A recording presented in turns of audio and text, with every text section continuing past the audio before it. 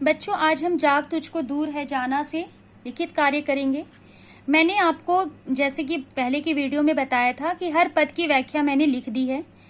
बच्चों, आप लिखेंगे अपनी नोटबुक में जाग तुझको दूर जाना, फिर लिखेंगे पदों की व्याख्या। पहला पद मैंने 1 नंबर देके पहला पद पहली लाइन और अंतिम लाइन लिखी और फिर उसकी व्याख्या लिख दी है। दूसरा पद का 2 नंबर करके पहला और अंतिम लाइन लिख के फिर उसकी व्याख्या लिख दी है। इसी तरह तीसरे पद की भी पहली और अंतिम लाइन लिख के पद की व्याख्या की है और अंतिम पद चौथा नंबर पहले और अंतिम पद लिख के उसकी व्याख्या की है। ये चारों व्याख्या की पिक्चर में अपलोड कर दूंगी क्योंकि शायद आप ऐसे वीडियो में ना समझ पाए। ये व्याख्या पहले आप अपनी नोटबुक में लिखेंगे, फिर इससे संबंधित हम पंक्तियों पर आधारित करेंगे। फिर आप हेडिंग देंगे पंक्तियों पर आधारित। बच्चों, ये सबसे अंतिम चौथी पंक्ति है, वो आपको अपनी पूरी पंक्ति नोटबुक में लिखनी है। मैंने पहली और अंतिम लिखी है। अब प्रश्न है, मैंने उत्तर लिख दिया है लेकिन अगले पार्ट से उत्तर आपको स्वयं लिखना होगा। पहला प्रश्न है, हार भी जय की पताका कब बन जाती है?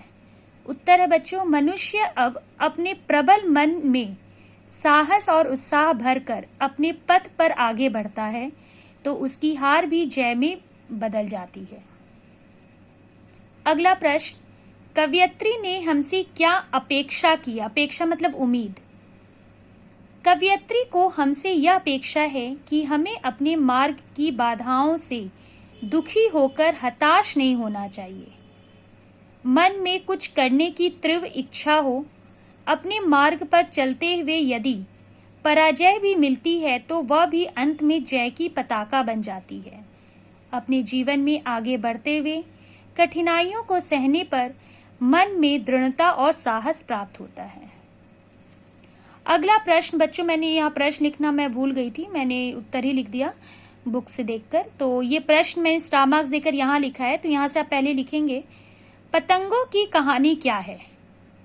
वह दीपक की लौ पर अपने को क्यों बलिदान कर देता है? उत्तर होगा बच्चों, पतंग दीपक की लौ पर जलकर दीपक की अमर कहानी बन जाता है। दीपक की लौ अपना सर्वस्व बलिदान करने के लिए आकर्षित करती है, अतः वह मोहित होकर दीपक की लौ पर न्यौछावर हो जाता है।